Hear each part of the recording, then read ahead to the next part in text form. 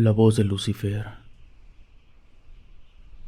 Muchas personas piensan que los demonios son invento de la gente porque nunca los han visto, pero no porque no los puedan ver significa que no sean reales.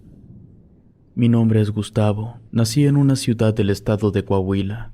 De niño soñaba con ser investigador privado. No era solo un juego, en realidad lo deseaba. En una ocasión, estando en la preparatoria, tenía que hacer un trabajo, una investigación de algún caso relacionado con mi ciudad. Era para la calificación de una materia, así que lo miré como una oportunidad de hacer lo que más me gustaba, investigar. No me decidía por el tema hasta que algo llamó mi atención. Recordé que un familiar hacía muchos años había atentado contra su vida, asegurando que escuchaba una voz dentro de su cabeza todo el tiempo. Pero no era solo él, un compañero de la primaria también le había pasado, además de uno de mis vecinos. Sin hacer mucho esfuerzo, se me vinieron a la mente varios casos más que ya casi olvidaba. Rápidamente me interesó ese tema. Me puse a investigar al respecto y descubrí que se contaban más casos. En la mayoría de las veces, los afectados eran hombres, pero casi nadie le daba la atención que requería una situación así. Primero indagué sobre mi familiar. Era el hermano más grande de mi mamá. Le pedí a ella que me platicara qué había pasado con él.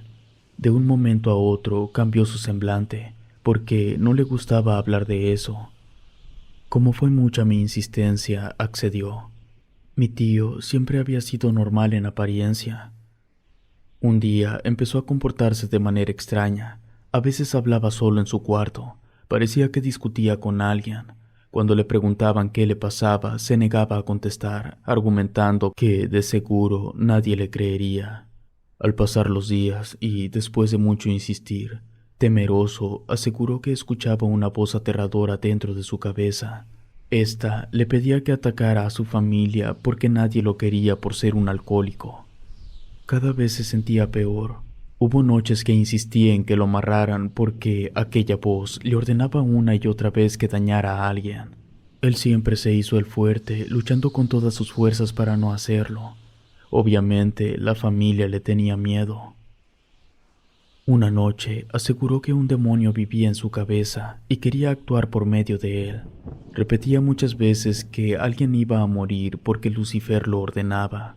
Pidió que lo amarraran fuertemente como nunca lo habían hecho, que atoraran la ventana, atrancaran su puerta por fuera.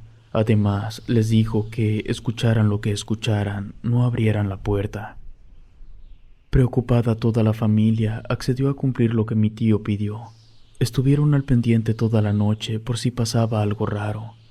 Para su tranquilidad, todo transcurrió normal.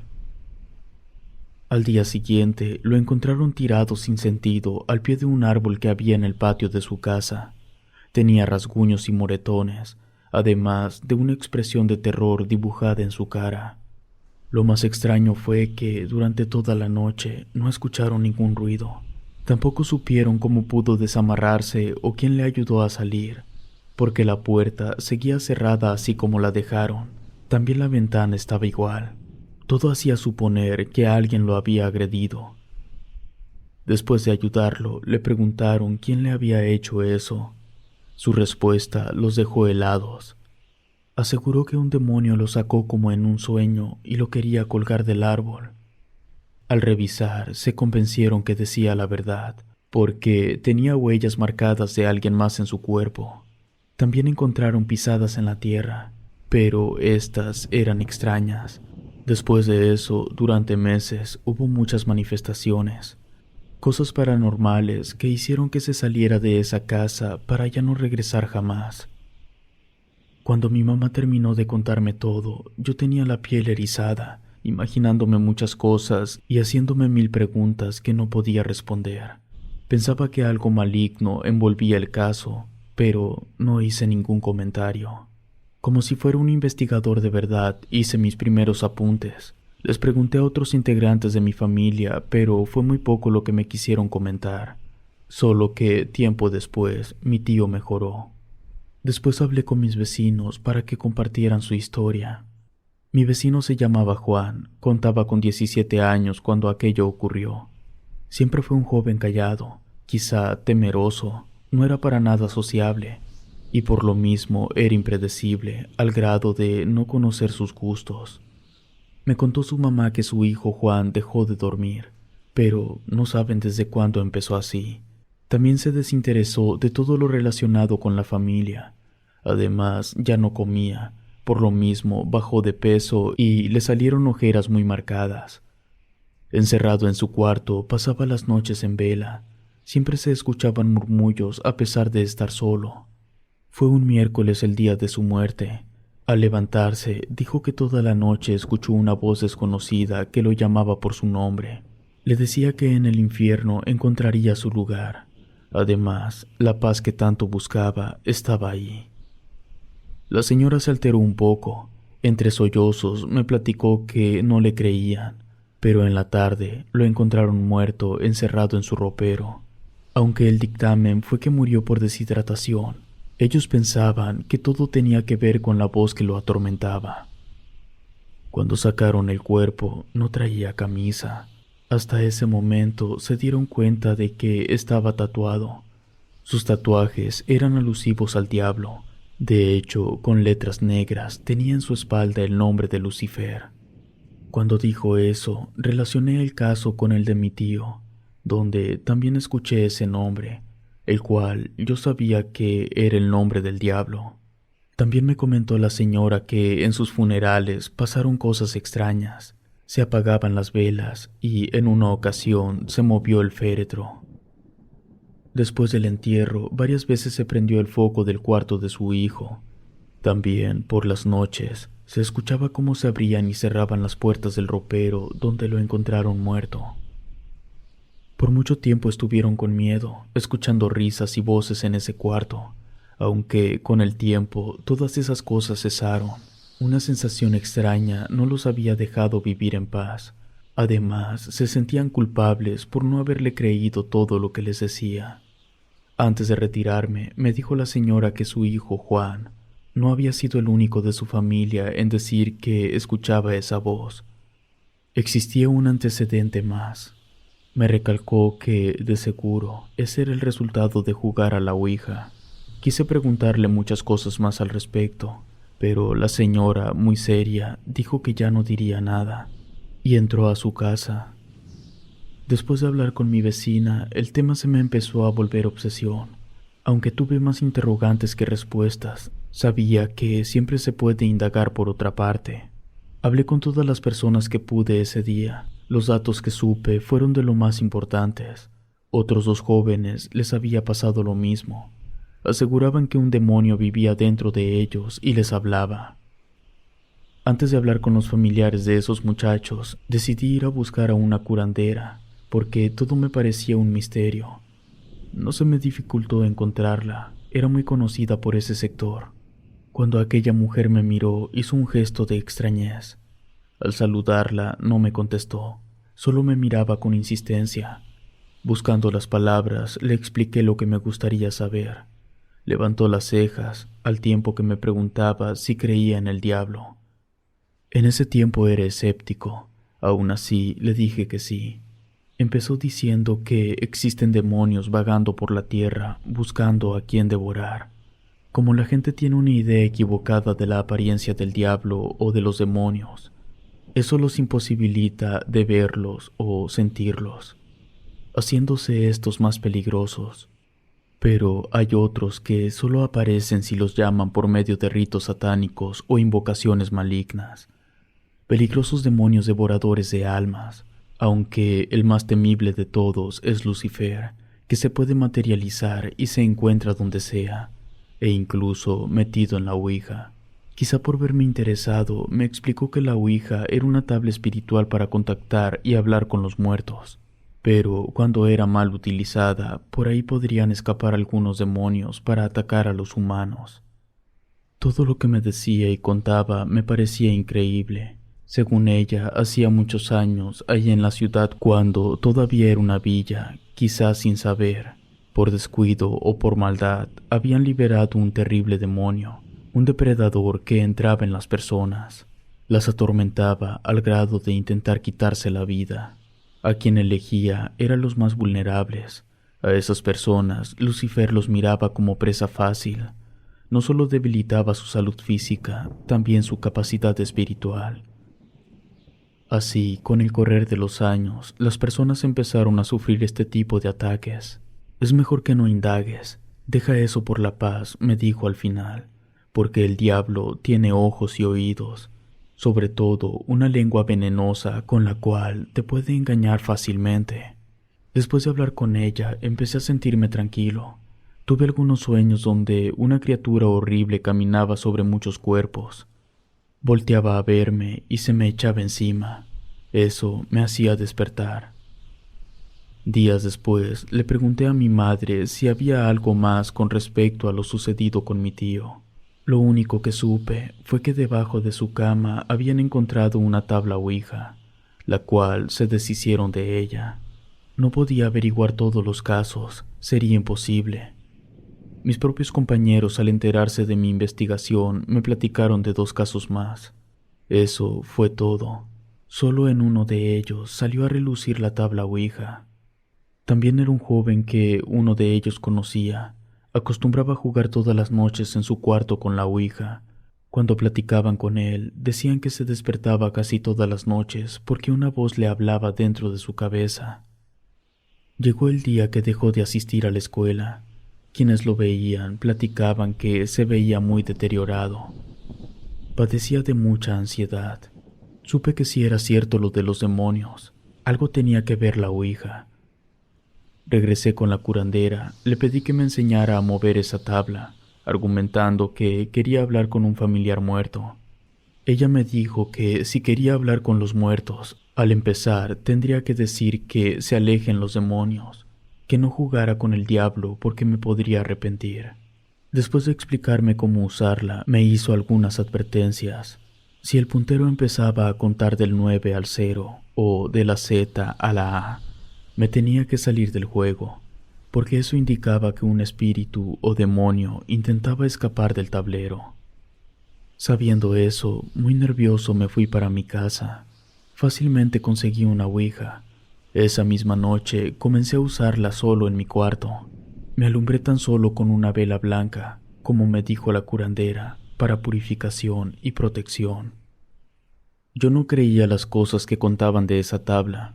Sin embargo, mientras me preparaba para jugar, inexplicablemente me empezaba a poner algo nervioso.